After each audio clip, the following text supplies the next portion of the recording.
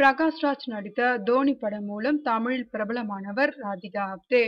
அதைத் தொடர்ந்து வெற்றி செல்வன், அழகு ராஜா ஆகிய படங்களில் நடித்தார். தற்போது தெலுங்கிலும் இந்தியிலும் நடித்து வருகிறார். கடந்த சில மாதங்களாகவே இவரை பற்றித்தான் மீடியாக்களில் ஒரே பேச்சாக இருக்கிறதா. காரணம், இவருடைய பெயரில் நிர்வாண செல்பிக்கள் வாட்ஸ்அப்பில் தீயாக பரவி வருகிறதா. அதைத் தொடர்ந்து பட்லபூர் என்ற இந்தி படத்தில் படு கவர்ச்சியாக நடித்து பரபரப்பை ஏற்படுத்தினார். சமீபத்தில் ஹாலிவுட் குறும்படம் ஒன்றிற்காக நிர்வாணமாக நடித்த வீடியோவும் வாட்ஸ்அப்பில் வெளியாகி பரபரப்பை உண்டாக்கியதா. அந்த வீடியோவை பார்த்த பலரும் அதிர்ச்சியடைந்தனர். அவரின் இந்த போக்கு அவருக்கு இருந்த இமேஜை சிதைத்து விட்டதா. என்.டி. பாலகிருஷ்ணா நடித்த லயன் தெலுங்கு படத்தில் ராதிகா ஆப்தேவுக்கு முக்கிய வேடம் அளித்தனர். மற்றொரு நடிகையை இந்த வேடத்திற்கு இயக்குனர் தேர்வு செய்த போதும் அவரை நீக்கிவிட்டு ராதிகா நன்றாக நடிப்பார், இவரையே நடிக்க வையுங்கள் என்று சிபாரிசும் செய்தார்.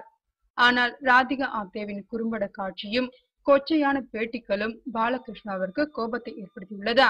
இதனையடுத்து லயன் படத்தில் ராதிகா ஆப்தே நடித்த காட்சிகள் குறைக்கப்பட்டதாக தெரிகிறதா. இப்படத்தை பார்த்த ராதிகா ஆப்தே தனது அதிருப்தியை வெளியிட்டிருக்கிறார். பெரிய வேடம் என்று கூறினார்கள், படத்தில் எனது காட்சிகள் நிறைய வெட்டப்பட்டிருக்கிறது என்று இயக்குனர் மீது பாய்ந்தார். இதனையடுத்து டோலிவுட் படங்களில் இனி நடிப்பதில்லை என்று முடிவெடுத்திருக்கிறாராம் ராதிகா ஆப்தே.